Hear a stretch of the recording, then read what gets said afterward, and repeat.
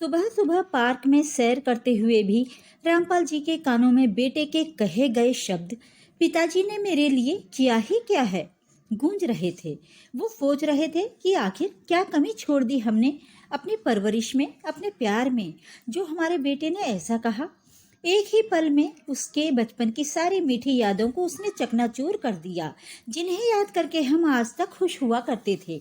अरे मैं तो गर्व कर रहा था अपने आप पर कि मैंने अपने बेटे को पढ़ा लिखा कर इस काबिल बनाया कि वो आज इतनी बड़ी कंपनी में मैनेजर है। मुझे आज भी याद है उसके बचपन के वो दिन जब उसकी माँ स्कूल जाने के लिए उसे तैयार करके रसोई घर में खाना बनाती थी और टिफिन पैक करती थी, और हमारा बेटा लेट ना हो जाए इसलिए मैं खुद उसको अपने हाथों से एक एक निवाला खिलाया करता था। किस तरह से बहला फुसला कर, तरह तरह की बातें बनाकर मैं उसे खाना खिला दिया करता था। कितना प्यार लुटाते थे हम अपने बेटे पर। लेकिन आज केवल एक वाक्य के साथ उसने एक ही पल में सब कुछ खत्म कर दिया। पार्क से घर तक के रास्ते में ये सारी बातें सोचते रहे। घर पहुंचकर अपनी पत्नी को आवाज लगाई, अरे सरिता, एक कप चाय तो ले आओ। पर सरिता जी ने शायद सुना नहीं तो वे रसोई घर में ही चले गए। देखा तो उनकी पत्नी सरिता भी अपने ही विचारों में गुम थी। वे अपनी पत्नी की उदासी का कारण जानते थे। उनकी चुप्पी तोड़ने के इरादे से बड़े ही उल्लास भरी आवाज में बोले, अरे सरिता जी, आज चाय देने का इरादा है या नहीं? सोच विचार में मगन सरिता जी अपने पति की आवाज सुनकर चौंक गई और उन्हें देखते ही तुरंत बोली, अरे आप आ गए, मैं आपका ही इंतजार कर रही थी। अच्छा, क्यों, कोई खास बात है क्या? दरअसल आज नाश्ता बनाने में देर हो गई और गर्वित को भी आज जल्दी जाना था। आज उसकी कंपनी के चेयरमैन आ रहे हैं, इसलिए सुबह 7 बजे गर्वित बिना टिफिन लिए ही घर से चला गया है। आप एक काम कीजिए, आप उसके ऑफिस जाकर उसे ये टिफिन दे आइए, नहीं तो भूखा ही रह जाएगा हमारा बेटा। तब तक मैं आपके लिए चाय नाश्ता बनाकर रखती हूँ। रामपाल जी नहा धोकर तैयार हो गए, टिफिन उठाया और जल्दी से गर्वित को टिफिन देने के लिए निकल गए। इधर सरिता जी ने राहत की सांस ली और सोचने लगी, अगर गर्वित के पापा उसके लिए टिफिन लेकर गए हैं तो इसका मतलब उन्होंने कल का वो झगड़ा सुना ही नहीं जो मेरे और गर्वित के बीच में हुआ था। अगर सुन लेते तो टिफिन देने जाने के लिए तैयार नहीं होते। मैं तो बिना सिर पैर की ही चिंता कर रही थी। गर्वित को हमेशा अपने पिता से एक ही शिकायत रहती है और हमेशा एक ही प्रश्न उसकी जुबान पर रहता है कि पिताजी ने किया ही क्या है मेरे लिए। एक शिक्षक बनकर कौन सा पहाड़ तोड़ लिया उन्होंने, अपने बेटे की छोटी छोटी ख्वाहिशों को भी पूरा नहीं कर सके। मेरा दोस्त सोहन कितनी ऐशो आराम की जिंदगी जी रहा है, कितना बड़ा आलीशान बंगला बनाकर दिया है उसके पिताजी ने उसे। और मेरा दूसरा दोस्त विशाल, जिसके पिताजी बिजनेसमैन हैं, उसके पिता ने उसे बड़ी कार खरीद कर दी है। पिताजी की नौकरी में तो हम 2 कमरों के किराए के मकान में ही रह पाए हैं, उनसे तो एक घर भी नहीं बनवाया गया। सरिता जी अपने पति के लिए बोली गई कोई भी गलत बात बिल्कुल भी बर्दाश्त नहीं कर सकती थी। तुम अपने पिताजी पर इस तरह कैसे दोष लगा सकते हो? तुम्हारी बहन की शादी का खर्च भी उन्होंने ही उठाया था। हालांकि तुमने नौकरी करनी शुरू कर दी थी, पर उन्होंने तुमसे तो 1 पैसा तक नहीं लिया। अपनी मेहनत की कमाई से ही किया है उन्होंने ये सब कुछ। गर्वित, तुम्हें ये भी मालूम है कि तुम्हारे पापा घर में बड़े हैं। 3 बहनों और 2 छोटे भाइयों की शादी का खर्च भी उन्होंने ही उठाया था, और गांव की जमीन के विवाद का झंझट भी तो तेरे पिताजी ही देख रहे हैं। लेकिन माँ, इस सब का हमें क्या फायदा हुआ? उनकी जिन भाई बहनों की आप बात कर रही हैं, उन सभी ने अपने और अपने बच्चों के लिए बड़े बड़े मकान खड़े कर लिए हैं। उन्होंने कभी सोचा कि उनके जिस बड़े भाई ने उनके लिए इतने कष्ट उठाए हैं, उसने एक छोटा सा मकान भी नहीं बनाया अपने बच्चों के लिए? क्या उनका फर्ज नहीं बनता था कि अपने बड़े भाई को भी एक मकान बनाकर दे दें? अपने बेटे के मुंह से अपने पिता के लिए ऐसी अपमानजनक बातें सुनकर सरिता जी की आंखें भर आईं। सोचने लगी कि क्या बताऊं अपने बेटे को, आजकल के बच्चे क्या जानेंगे अपने पिता के सूलों और कर्तव्यों के बारे में। अपनी आंखों से आंसू पोंछते हुए बोली, बेटा, मैं तो केवल इतना जानती हूँ कि तुम्हारे पापा ने जीवन भर अपना कर्तव्य निभाया, अपने भाई बहनों से कोई आशा नहीं रखी और ना ही उन्होंने कभी तुमसे कुछ मांगा है। ठीक है, पापा ने जो किया सो किया, लेकिन कम से कम जब हजारों बच्चों को ट्यूशन देते थे तो उनसे फीस तो ले सकते थे ना। अगर उस समय उन्होंने अपने बच्चों के बारे में भी सोचा होता तो आज हमारा रहन सहन भी मेरे दोस्तों जैसा होता। आजकल के अध्यापकों को देखो, बड़े बड़े बंगले खड़े किए हुए हैं और शानदार गाड़ियों में घूमते हैं।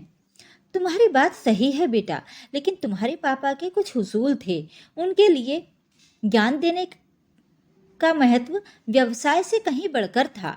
उनके इन्हीं उसूलों के कारण वे दूर दूर तक जाने जाते थे। कितनी प्रसिद्धि थी तुम्हारे पिताजी की, कितने पुरस्कार मिले थे उन्हें, कितनी इज्जत की जाती थी उनकी। लेकिन ये सब बातें तुम्हारी सोच से बाहर हैं, तुम ये सब नहीं समझोगे। इस पर गर्वित नाराज होते हुए बोला, क्या चाटना है उन पुरस्कारों को? माँ, ऐसे पुरस्कारों से घर नहीं बनते।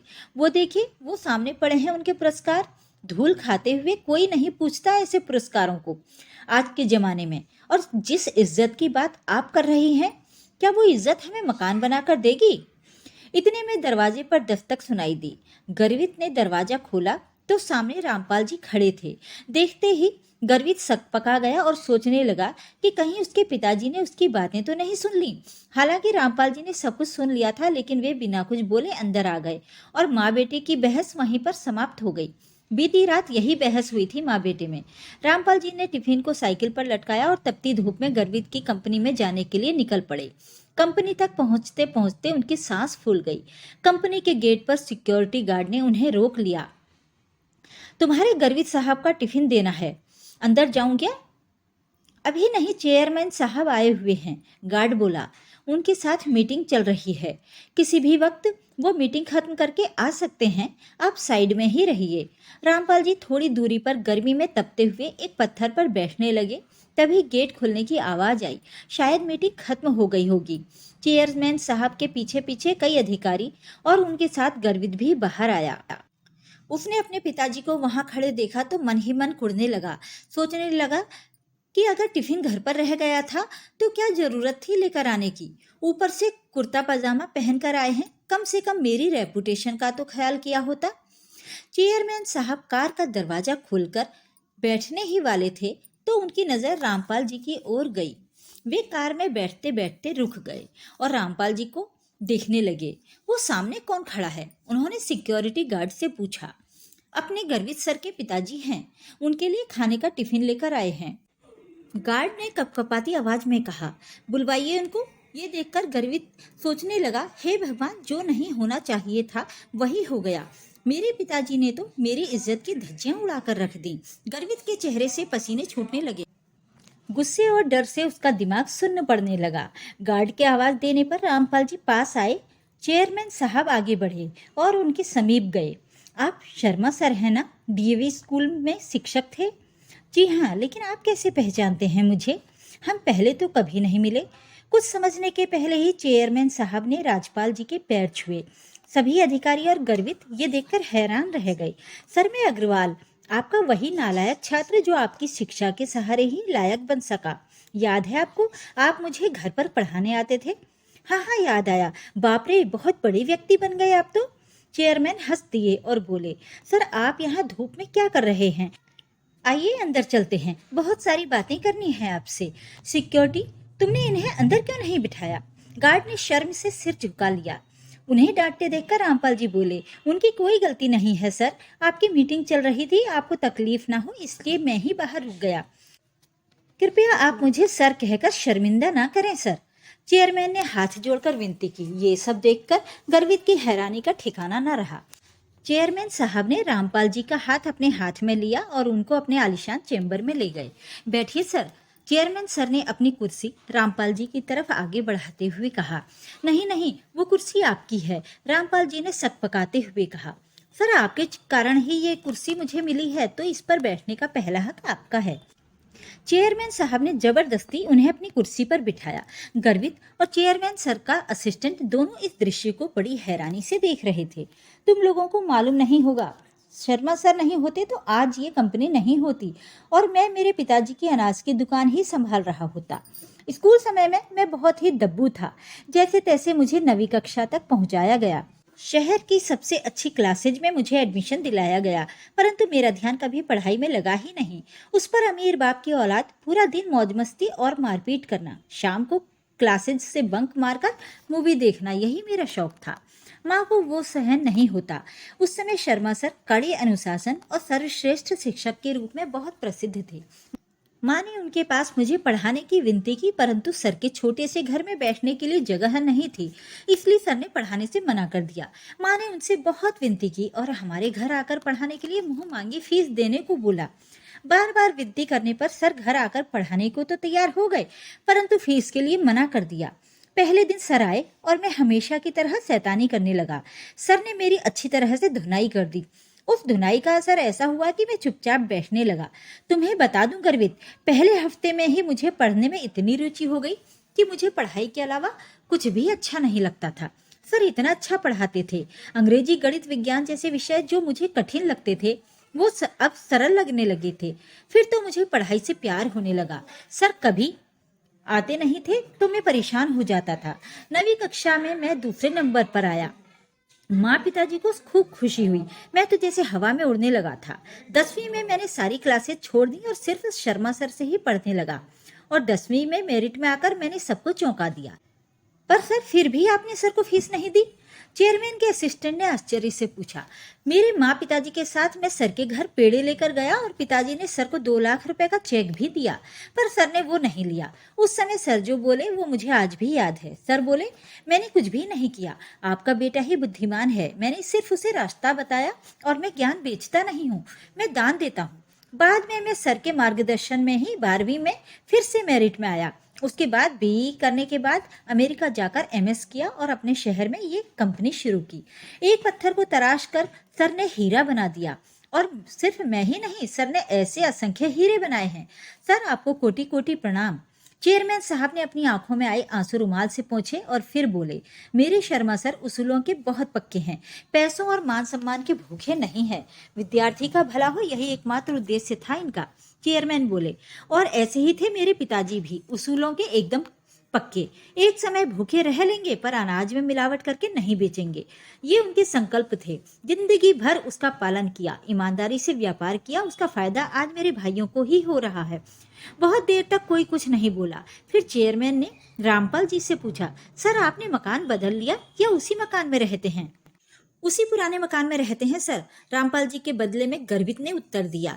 उस उत्तर में पिताजी के प्रति छिपी हुई नाराजगी चेयरमैन साहब की समझ में आ गई। आपने जो एहसान मुझ पर किए थे उसका बदला तो मैं कभी नहीं चुका पाऊंगा, लेकिन फिर भी आज मैं आपको गुरु दक्षिणा देना चाहता हूँ। प्लीज ना मत कीजिएगा। इस शहर में मैंने कुछ फ्लैट्स ले रखे हैं, उनमें से एक 3 BHK का मकान मैं आपके नाम कर रहा हूँ। क्या?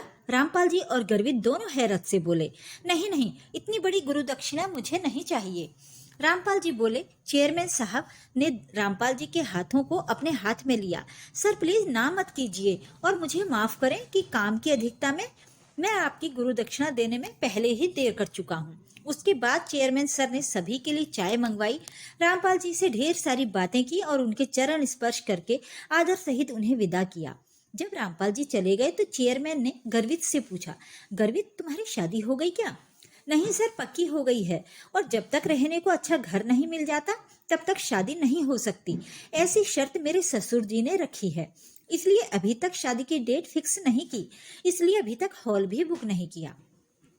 चेयरमैन ने फोन उठाया और किसी से बात करने लगे। सामने वाले से बात खत्म करके फोन रखकर धीरे से बोले, अब चिंता की कोई बात नहीं, तुम्हारे मैरिज गार्डन का काम हो गया है। हेरिटेज लाउंज तो तुम्हें मालूम ही होगा। सर वो तो बहुत महंगा है। अरे तुझे कहाँ पैसे चुकाने हैं? सर के सारे छात्र सर के लिए कुछ भी कर सकते हैं, सर के बस एक आवाज देने की देर है। परंतु सर बहुत खुददार हैं, ऐसा करेंगे नहीं। दरअसल इसका मालिक भी सर का ही छात्र है। मैंने उसे सिर्फ बताया, सिर्फ हॉल ही नहीं, खाने सहित पूरी शादी का खर्चा भी उठाने की जिम्मेदारी ली है उसने, वो भी खुशी से। तुम केवल तारीख बताओ। बहुत बहुत धन्यवाद सर। धन्यवाद मुझे नहीं, तुम्हारे पिताश्री को दो। गर्वित, ये सब उनके उसूलों का ही परिणाम है। और मुझसे तुम एक वादा करो गर्वित, सर की अंतिम सांस तक तुम उन्हें अलग नहीं करोगे और उन्हें कोई भी दुख नहीं दोगे। अगर मुझे मालूम चला कि तुम उन्हें परेशान कर रहे हो तो ना केवल इस कंपनी से निकाल दूंगा बल्कि पूरे शहर भर के किसी भी जगह पर नौकरी करने लायक नहीं छोड़ूंगा। चेयरमैन साहब कठोर शब्दों में बोले, नहीं सर, मैं वादा करता हूँ ऐसा कुछ भी नहीं होगा। गर्वित हाथ जोड़कर बोला।